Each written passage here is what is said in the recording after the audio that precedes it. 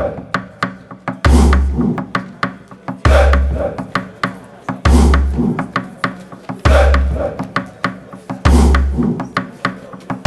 up, African family, and welcome to another video of African history, culture, and worldview. And welcome back to my series African Myth and Legend 101, where I tell various stories from African myth and legend.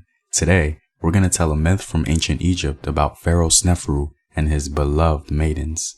And as always, don't forget to support the home team on patreon.com and go to Afrographics.com, a website where you can get helpful illustrative infographics summarizing African history.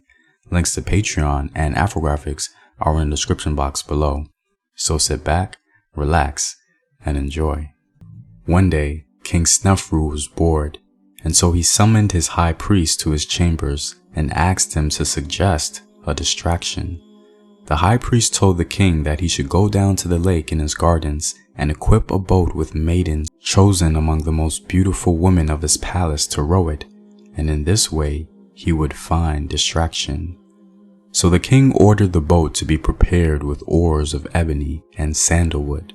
He ordered 20 women dressed in beautiful netting to take the oars and boarded the boat.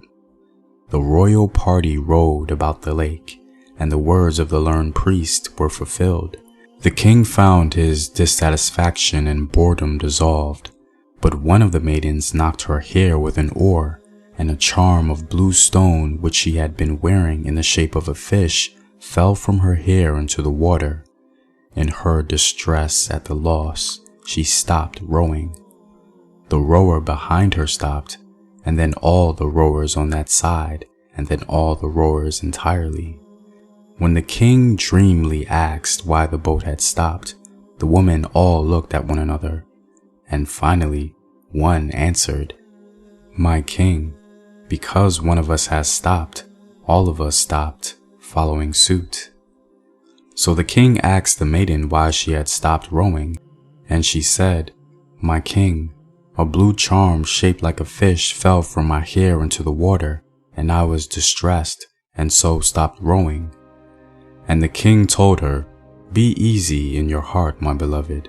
I shall offer you another charm when we return to shore, and your loss shall be made good." But the maiden wept, oh, she wept, and when he asked, she admitted that she would not be satisfied.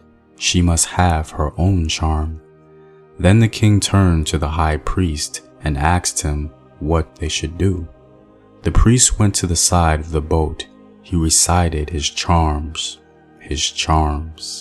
and the waters parted, piling up on either side, and so he was able to descend to the bed of the lake, although it was 24 feet in depth after it had parted, and there on the lake bottom he found the fish-shaped charm belonging to the maiden, and so he returned it to her.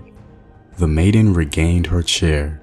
The king was pleased, and he rewarded the priest with rich things. Well, I'm all out, guys. If you like these videos and want to help out in its continued production, you can do so on patreon.com. The link is in the description box below. Know thyself. Remember your ancestors. Peace.